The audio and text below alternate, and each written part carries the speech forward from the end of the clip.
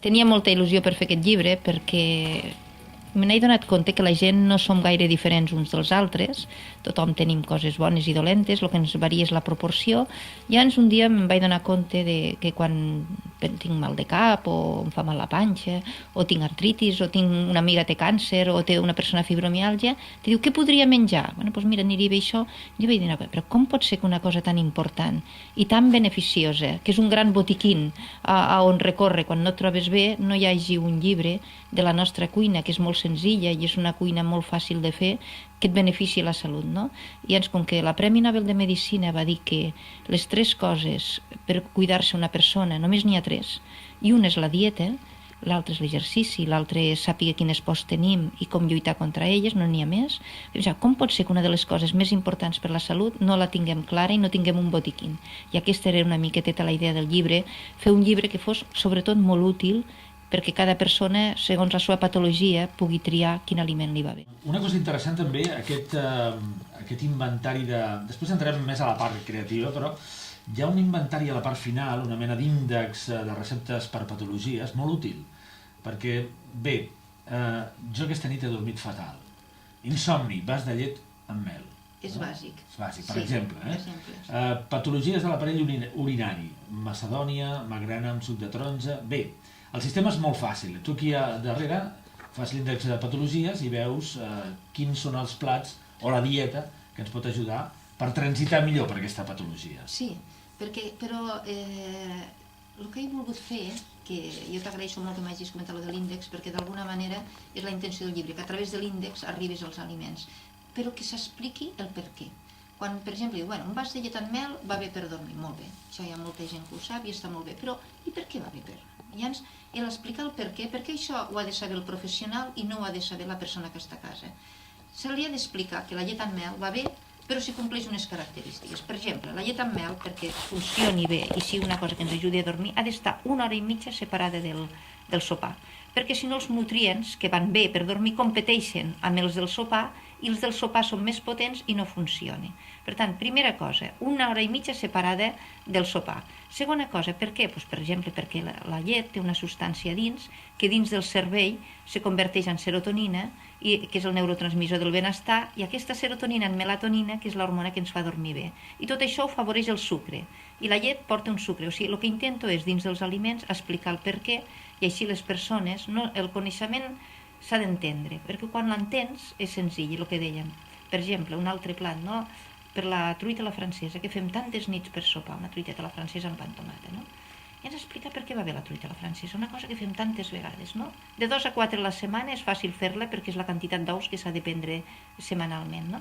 L'ou és un dels aliments de més alta qualitat biològica a nivell proteic, o sigui, dins de les proteïnes, de la carn, del peix, la número 1, la guapa de la pel·lícula és els ous, no? Llavors, una truiteta a la francesa és el millor entrecot que li podem donar a una mare, a un fill, a un germà. Llavors, a vegades, aquesta senzilla truita, dius, i per què serveix això? Una truiteta a la francesa porta una substància dins que millora la memòria. Un dels neurotransmissors de la memòria és l'acetilcolina. Doncs bé, aquest neurotransmissor, la base, la té el que hi ha al rovell de l'ou. Una truita a la francesa, el teu fill té exàmens, dona-li pel matí, que li ajudarà. Són petites coses, o el pa amb tomata. El pa amb tomata català és brutalment beneficiós per la prevenció del càncer de pròstata. Però perquè sigui beneficiós per la prevenció del càncer de pròstata ha de portar la tomata molt ben sucada i l'oli, perquè la substància que va bé per la prevenció del càncer de pròstata, i parlo de prevenció, no de curació, és el licopè. I aquest licopè és una substància que sense oli no s'absorbeix bé. I en tots els aliments és l'explicació del per què, no? Anàvem passant els anys i ella no arribava. A poc van deixar d'esperar-la i van permetre que l'essència de les coses senzilles que cada dia tenia al cor ocupés lliurement les seves vides. Un dia van sentir uns passos que s'atansaven des de dins del cor. Era ella que estava arribant a casa. La felicitat és un assumpte propi. Sí. Què té a veure això amb la llet amb mel? Molt, perquè... molt. La felicitat què és, no? Jo he estat pensant molt què és la felicitat. Jo crec que la felicitat mai ve de fora, sinó que ve de dins. Llavors, quan determinats aliments ens ajuden a estar molt relaxats. Per exemple, la llet amb mel és un dels aliments que ens ajuden a tindre aquesta sensació de benestar perquè fabriquen serotonina, que és la substància del benestar o de la tranquil·litat. Què hi ha La felicitat és molt difícil d'arribar-hi, però hi ha una cosa que se'n diu l'antesala de la felicitat, i l'antesala de la felicitat és la tranquil·litat.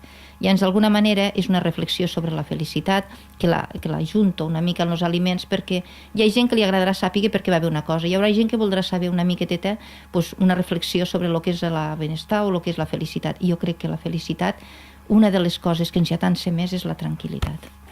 I la tranquil·litat és fonamental assolir-la anant a dormir de forma relaxada. És molt important dormir bé. És una d'aquelles coses importantíssimes molt important. que acompanyades de la dieta i l'exercici i no tenir por fa sentir-te o apropar-te moltíssim a la felicitat. Molt. Mira, jo recordo precisament un programa amb tu, Jordi, que va vindre un convidat teu que era un psiquiatre i recordo que estàvem amb tu i li vas preguntar què era la felicitat i ell va contestar que la felicitat era dormir bé.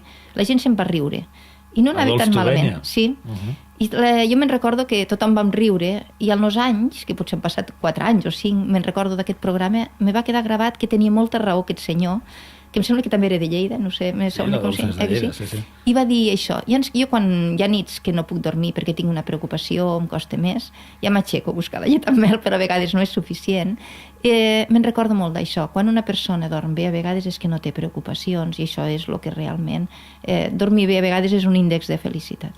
El llibre és molt interessant perquè, a més, d'aquesta vessant més reflexiva i poètica que expressa la Pilar a partir de la seva experiència viscuda, a la consulta i a la vida de cada dia, hi ha aquesta altra vessant més de reflexió sobre la utilitat d'aquesta dieta en determinades patologies, però també és un inventari del que és la dieta catalana, que és magnífica, no? És magnífica. A més, és una dieta intel·ligent, que això és, jo agraeixo molt. La intel·ligència, deia el poeta Joan Margarit, que quan coincideix l'amor i la intel·ligència és brutal, no? I llavors la nostra dieta catalana hi coincideix l'amor i la intel·ligència. És una dieta intel·ligent i és una dieta feta en amor. És una dieta que és tan senzilla i tot ho té en un sol plat. Per exemple, quan fem uns cigrons en espinacs i un ou dur, i és tot, és brutal. És una dieta molt, molt senzilla, i torno a dir molt senzilla, hi ha algun plat molt complicat, com els nostres canelons i tot això, però per això ja hi ha l'amor de molta gent que ens estima i els fa una vegada a l'any, però en realitat és una dieta senzilla i una dieta intel·ligent.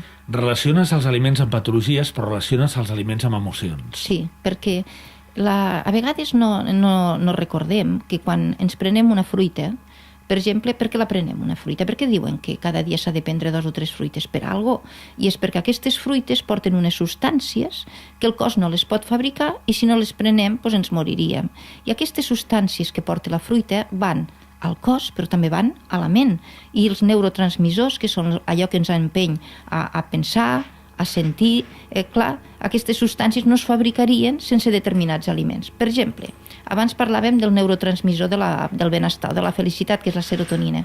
Aquesta substància, sense vitamina C no es fabrica, per tant necessitem prendre cada dia fruites, cal saber quines fruites porten més vitamina C que unes altres, i llavors per això sempre parlo de la ment, perquè sense fruites, sense aliments, la ment tampoc no funciona.